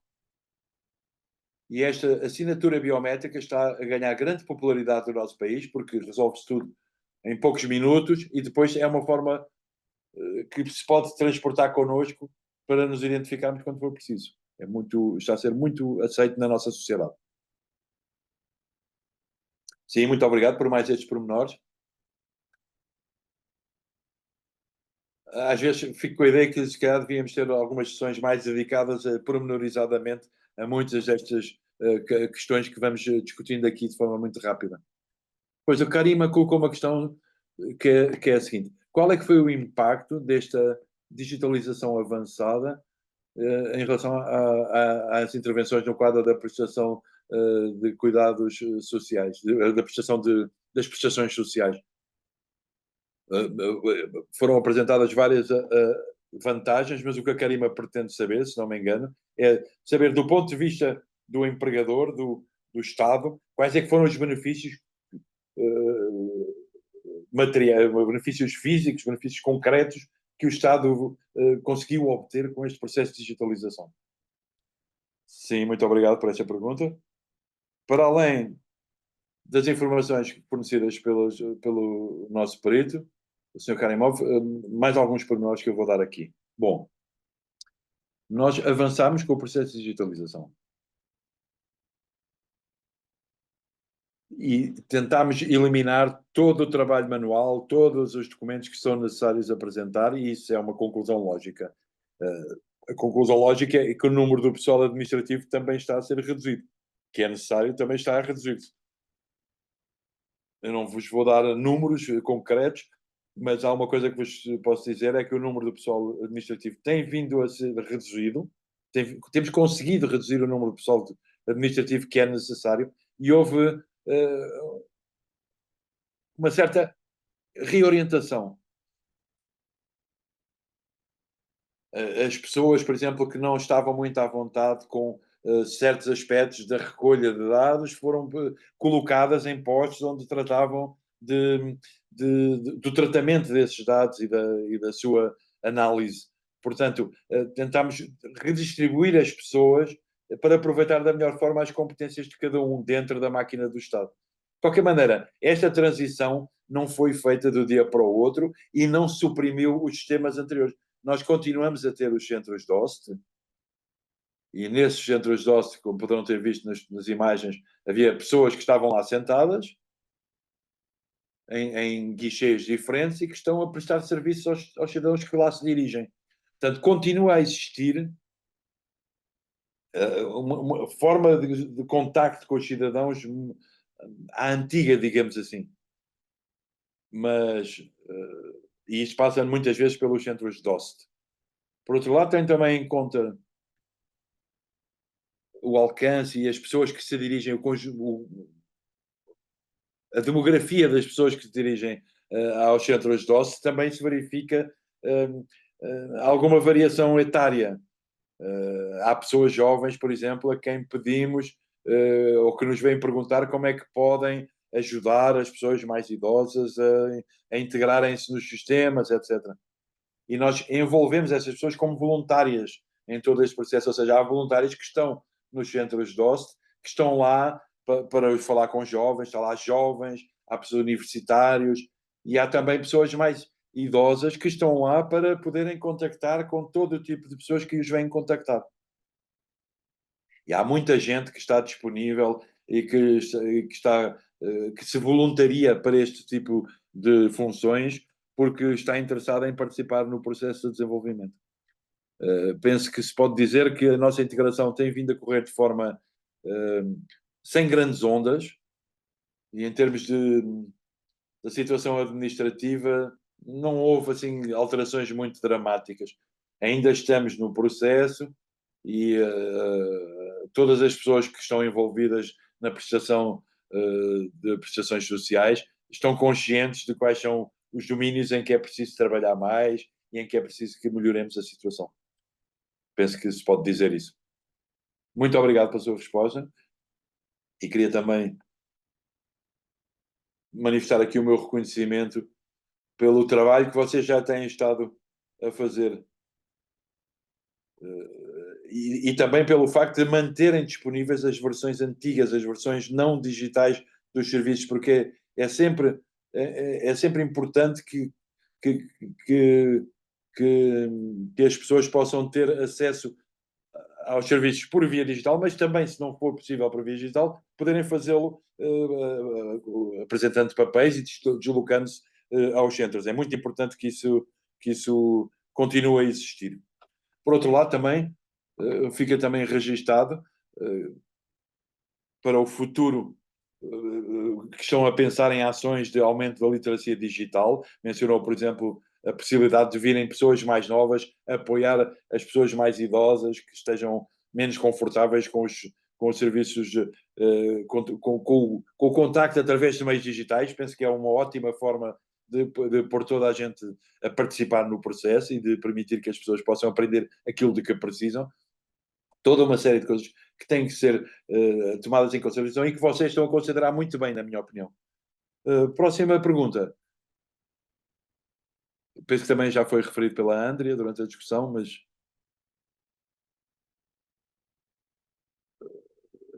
eu fiquei impressionadíssimo com a forma como o Azerbaijão conseguiu centralizar os seus serviços de identificação e da forma como isso correu tão bem, o que infelizmente muitas vezes não acontece. E a questão colocada pelo Leomares tem a ver com esta unificação do sistema informático, dos sistemas informáticos das diferentes entidades azeris. Encontraram alguma resistência a esse processo? É a primeira pergunta. E depois, e os técnicos informáticos que trabalhavam nos departamentos, nesses departamentos descentralizados do Estado, qual é que foi o impacto sobre essa força de trabalho? Ou será que o governo do Azerbaijão conseguiu requalificar toda a gente por forma a poder continuar envolvida no processo e não perder o seu emprego? Penso que todas as agências do Estado estão interessadas ou terão estado interessadas neste processo. Por outro lado, isto vinha do nível político, portanto, era um interesse de todos, mas não sei se haverá mais alguma coisa em termos de dificuldades, de coisas que correram bem. Nesta fase eu gostaria de agradecer apenas aos meus colegas, porque responderam a todas as perguntas no chat, não é? Sem dúvida. No nosso caso, esta decisão de centralizar todos os processos informáticos e de gestão numa só instituição, bem, não diria que vimos o mesmo noutras instituições, futuras mais remotas. Como vos disse, este foi um dos passos que nos chegou com base no decreto-lei da área.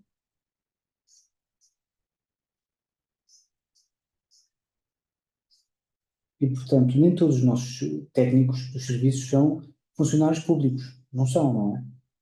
Nós, na nossa instituição, temos um pouco mais de 200 funcionários.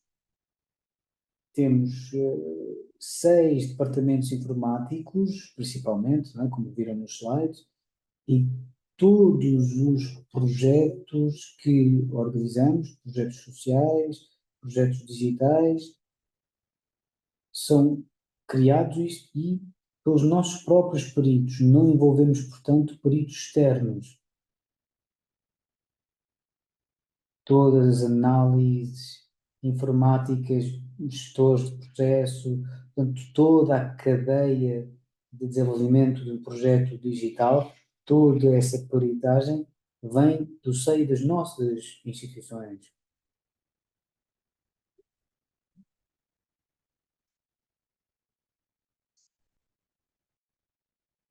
Durante o processo de descentralização, alguns dos nossos funcionários, muitos também da administração, e daí temos alguns funcionários públicos nestes projetos, mas nem todos. E tal como foi dito também no chat pelo Sr. Karim, as agências governamentais estão interessadas na centralização, porque é muito difícil gerir todos estes projetos fragmentados, porque como sabe, há um departamento e cada departamento tem o seu próprio projeto na área do emprego, mas tem que estar sempre interligado de uma maneira com outras instituições relacionadas, como, por exemplo, com os serviços de segurança social, segurança estatal, aliás. E, portanto, isto permite uma transição mais escorreita quando conseguimos colaborar com outras instituições a nível mais técnico. Talvez não o vejamos em todo o nosso país, mas tentámos sem dúvida.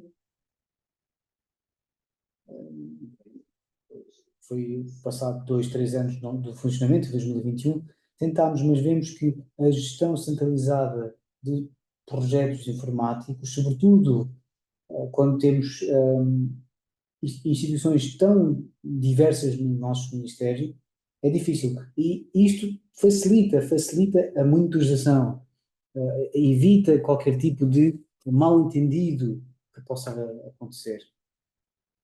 E por isso é que isto é um bom exemplo que temos com a gestão só de um centro. É um processo integrado, um bom exemplo disso. E, portanto, essa é a resposta à questão, não é? Nem todos os membros do Centro de Inovação são funcionários públicos. Muito obrigado. Muito obrigado, Ana. Queria acrescentar também que, com base naquilo que irás apresentar também, que as partes interessadas, os stakeholders, é muito importante que se congreguem, que se sentem à mesma mesa e que conversem. É muito importante essa comunicação. Não apenas focando-nos na parte técnica, mas também olhar para os bastidores, os decisores, têm de ser consultados, também chegamos a um consenso. E, ao fim e ao cabo, temos essa abordagem unificada para avançar, é muito importante. E assim o trabalho será certamente mais fácil, mais escorreito.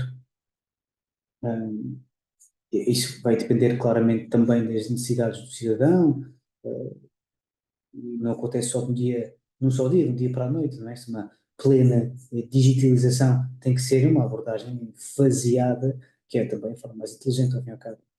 A próxima pergunta que nos chega também já foi muito bem abarcada aqui, tem que ver com este registro social único, pode ser feito através de apps ou pessoalmente, já falámos disso.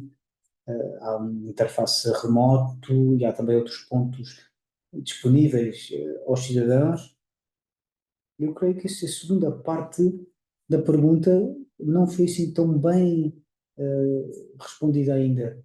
Ou seja, qualquer registado, ou só algumas pessoas com um determinado perfil é que podem fazer, mas obviamente é dos serviços, claro.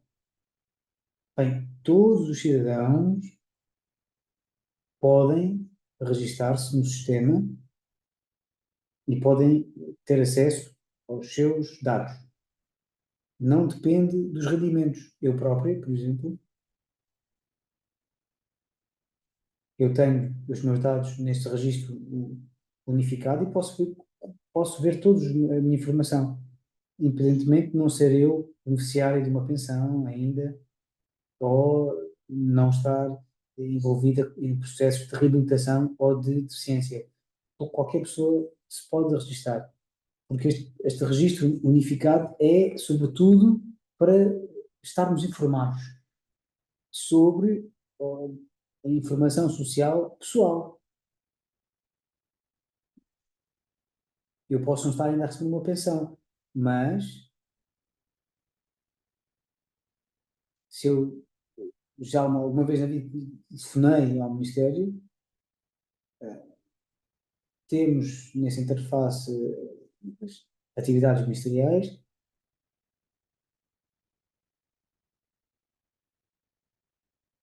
e isso vai identificar se eu utilizei esse serviço ou não, que eu liguei para esse serviço, não é? Portanto, isto é uma oportunidade para verificarmos os serviços, não tem que ver nada com os rendimentos. Quem tem baixos rendimentos podem registar-se, aqueles que têm rendimentos maiores também podem fazer. E é uma oportunidade para os cidadãos verificarem os seus dados públicos. Sim, nós temos o CEIS e temos subsistemas também sobre com informação das pensões das pessoas também. É verdade.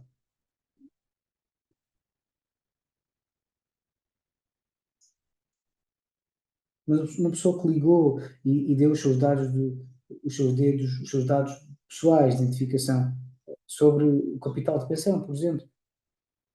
E porquê que a pessoa teve que dar esses passos extra, como foi mencionado pelo André? Porquê que são necessários esses passos? Se eu posso apenas com a minha assinatura digital verificar tudo isso, abrir o fecheiro e verificar tudo, portanto, não é mais fácil.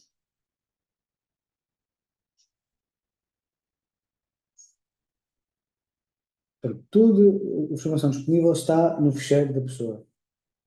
Eu gostaria apenas de acrescentar uma pequena informação. O registro social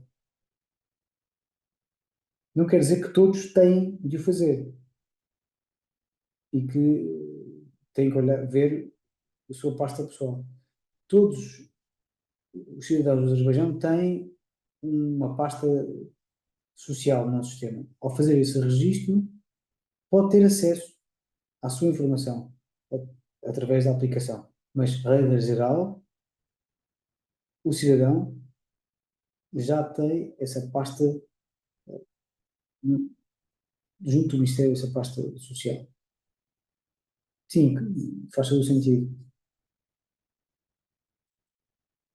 Ao fim e ao cabo, trata-se de devolver os dados do cidadão aos cidadãos para que estes possam ter controle de acesso aos seus dados.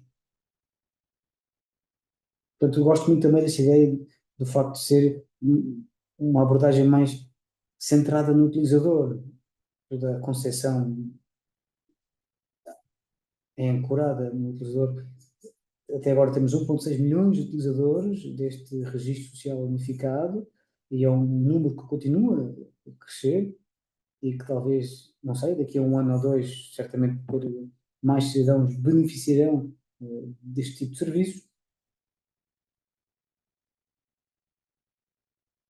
Nesse slide que está a mencionar, ao fim e ao cabo, é verdade. Temos um pouco mais de 10 milhões, mas as pessoas que já tenham interagido alguma vez com os ministérios ou com os nossos serviços, contabilizamos como população servida já. E, portanto, já abarcamos, já cobrimos 87% da nossa população. Peço desculpa interromper. Não, é essa, muito obrigado. Obrigado por esse esclarecimento também. Eu estava aqui a rir-me porque houve um comentário também. Pedia desculpa por fazer muitas perguntas, o nosso colega online. Não, não, está no sítio certo para fazer tantas perguntas quanto quiser, não se acanhe. E, portanto, eu acho que esta pergunta aqui também já foi muito bem abordada.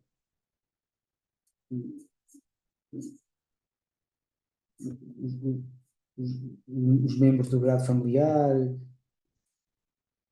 e, portanto, ao ter esse tipo de identificação, já se pode retirar muito tipo de informação, não é? É verdade. Desde 2011, todos os dados estão ligados ao, ao número da identificação pessoal da pessoa. Portanto, está tudo interligado e qualquer informação pode ser obtida através desse número de qualquer base de dados governamental. A pergunta que se segue é sobre a frequência das atualizações do registro único social. Portanto, a resposta é uma atualização diária. Sim, é algo que acontece nos bastidores, em cabo, atualização diária, o colega Salvador. Acontece ao vivo, em tempo real, mas muitos também acontece também através da nossa aplicação. Nós temos pouco tempo e, tendo em conta isso mesmo, vou passar apenas em revista algumas das perguntas que estão em falta ainda. Muito obrigado uma vez mais à equipa que nos faz chegar estas perguntas. A última pergunta que tenha sido feita talvez ao Presidente e este grupo foi esta, que lei de privacidade dos dados. Portanto, o que é que está a ser feito para ganhar a confiança da população mais vulnerável para se poderem usar estes serviços? Sim, nós também tivemos um perito nesta área que se juntou a nós também, que estava aqui no chat, mas talvez depois do webinário possamos desenvolver um pouco mais esta questão,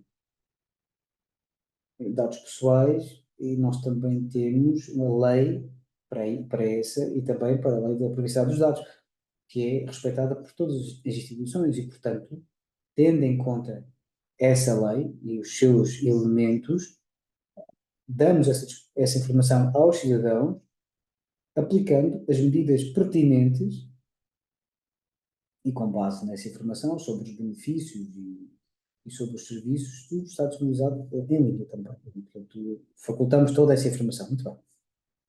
E, portanto, antes de devolver a palavra aos meus colegas, a Ana, para os comentários finais, eu gostaria apenas de agradecer encarecidamente aos nossos palestrantes e este debate de peritos com este conhecimento tão de fundo. Agradeço a todos pela vossa participação. Acho que ficou muito claro que a jornada de transformação digital do Azerbaijão é realmente de grande inspiração e deixa claro como é que esta tecnologia inovadora pode mudar fundamentalmente os serviços do governo para com os cidadãos, criando estes sistemas que são mais eficazes, mais transparentes e mais amigáveis junto do consumidor. Ao fim e ao cabo, um exemplo que é quase que um roteiro, uma planta do futuro. Muito obrigado, uma vez mais, por essa participação ativa na nossa sessão de hoje. O Juk Salam, em azerbaijinês, ao fim e ao cabo. Ana, agora vou-vos a palavra. Muito obrigada por estarem aqui hoje. Estamos a encerrar este evento maravilhoso. Muito obrigado também aos apresentadores do Azerbaijão, os nossos painelistas e ao nosso moderador também fantástico. Convido-vos a todos também para a nossa próxima sessão, que nos chega no dia 10 de dezembro. Ainda vamos confirmar o que estará em preço, mas pode também já registrar-se, né, no socialprotection.org e iremos também os pormenores se estivermos. Para além desta série de webinários, convidamos também que participem nas nossas normas de interoperabilidade. Estamos a trabalhar atualmente em 7 pacotes diferentes de normas de interoperabilidade. Já temos o Registro Civil, Estatísticas Vitais e outros, e acabamos agora de lançar um comitê para um registro de deficiências, portanto, o Disability Registry também convido para que todos que queiram possam aderir ao mesmo. Passando agora ao próximo slide.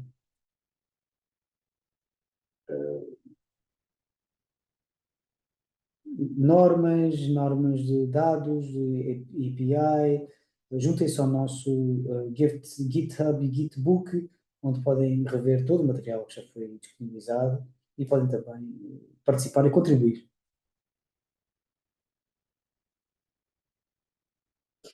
E, portanto, convidamos também todos que apoiem o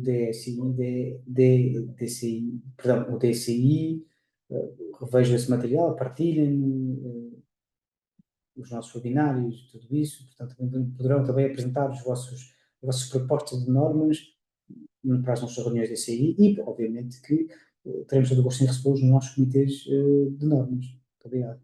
E, para concluir, convido-vos a acompanhar os nossos canais nas redes sociais. Escrevam-nos um e-mail também, podem ver aqui a morada. Muito obrigado. Foi um grande prazer ouvir o evento de hoje. Estou certa que todos desfrutaram muitíssimo e que utilizaram bem este tempo aqui. Muito obrigado. Muito obrigado. Muito obrigado a todos. Um grande obrigado. Também aos ouvintes da Cabine Portuguesa, desejamos e